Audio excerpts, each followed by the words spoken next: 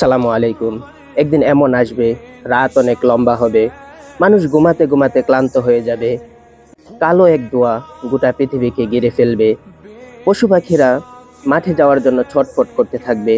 ঠিক এমন সময় আকাশ থেকে ছোট ছোট আলোর কণিকা দেখা যাবে। মানুষ খুশিতে চিৎকার দিয়ে বাহিরে বের হয়ে আসবে।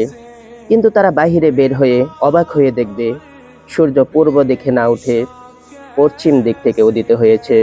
ঠিক এই সময় মানুষের মনে হবে কিয়ামতের পূর্বের কথা। আল্লাহ রব্বুল আলামিন যে কিয়ামতের কথা পবিত্র কোরআনে বলেছেন, মানুষ দৌড়ে গিয়ে পবিত্র কোরআন খুলবে, খুলে দেখবে পবিত্র কোরআন থেকে অক্ষরগুলিকে উঠিয়ে নেওয়া হয়েছে। সেখানে শুধু সাদা পৃষ্ঠাগুলো পড়ে আছে। ঠিক সেই সময়ে চিরদিনের জন্য তওবার দরজা বন্ধ হয়ে যাবে। তখন আর কারো তওবা কবুল হবে না। এই সময় গোটা দুনিয়াতে এক ধরনের ঠান্ডা বাতাস প্রবাহিত হবে। সাথে সাথে গোটা দুনিয়াতে থাকা সকল মুমিন এবং নেককার বান্দাদের রূহ কবজ করে নেওয়া হবে। ঠান্ডা বাতাসে রূহ কবজ করার সময় তাহাদের কোনো কষ্ট হবে না, তারা বুঝতেও পারবে না, তারা টেরও পাবে না। এরপর দুনিয়াতে শুধু থেকে যাবে গুনাহগার, কাফের এবং মুশরিকেরা। এরপর আল্লাহ তাআলার নির্দেশে ইসরাফিল আলাইহিস সালাম সিংগায় প্রথমবারের মতো ফুৎকার দিবেন। প্রথম ফুৎকারে গোটা দুনিয়া কেঁপে উঠবে, ভূমিকম্প হবে। এমন প্রলয়ঙ্করী ভূমিকম্প হবে যে গোটা দুনিয়াতে থাকা সমস্ত মানুষ মারা যাবে, সমস্ত জীবজন্তু মারা যাবে। আসমানের তারকাসমূহ ভেঙে ভেঙে পড়বে, জমিন ফেটে যাবে, সমুদ্র, সাগর, মহাসাগরের পানিগুলো আগুনে পরিণত হবে। পৃথিবীকে নিঃশেষ করে দেওয়ার পর এমতো অবস্থায় কতদিন থাকবে আল্লাহ তাআলা সেটা ভালো জানেন। এরপর আল্লাহ তাআলা বলবেন, আজকের ক্ষমতার মালিক কে? আজকের ক্ষমতা কার? হে সাগর, তোমার বড় বড় ঢেউগুলো কোথায়? হে পাহাড়, তোমার উচ্চতা কোথায়? হে আকাশ, তোমার বিশালতা কোথায়? আজকের ক্ষমতার মালিক কে?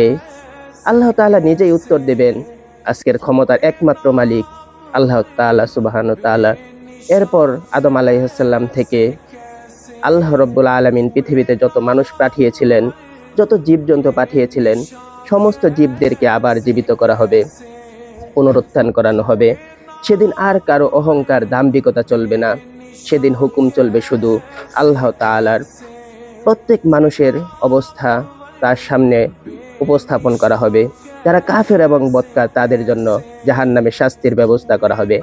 সেদিন সবকিছুর সিদ্ধান্ত একমাত্র আল্লাহ সুবহানাহু ওয়া তাআলা নেবেন। কিয়ামতের মাঠে থাকা সেদিন কেউ কাউকে সাহায্য করবে না। সেদিন শুধু হকের হিসাব হবে। নাম্বার 1 আল্লাহর হক, নাম্বার 2 বান্দার হক। আল্লাহ রব্বুল আলামিন বান্দার কাছ থেকে রবের হক বুঝে নেবেন এবং মানুষের কাছ থেকে বান্দার হক বুঝে নেবেন।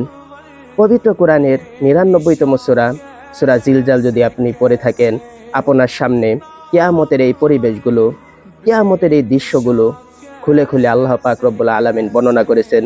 আপনার কাছে মনে হবে আপনার সামনে উপস্থাপন করা হচ্ছে। অবশ্যই পড়বেন সূরা জিলজাল, পবিত্র কোরআনের 99তম সূরা। আল্লাহ রব্বুল আলামিন আমাদের সকলকে কিয়ামতের পূর্বে সকল ফিতনা থেকে বেঁচে থাকার তৌফিক দান করুক। ওয়া মা তৌফিকি ইল্লা বিল্লাহ। আসসালামু আলাইকুম ওয়া রাহমাতুল্লাহি ওয়া বারাকাতুহু।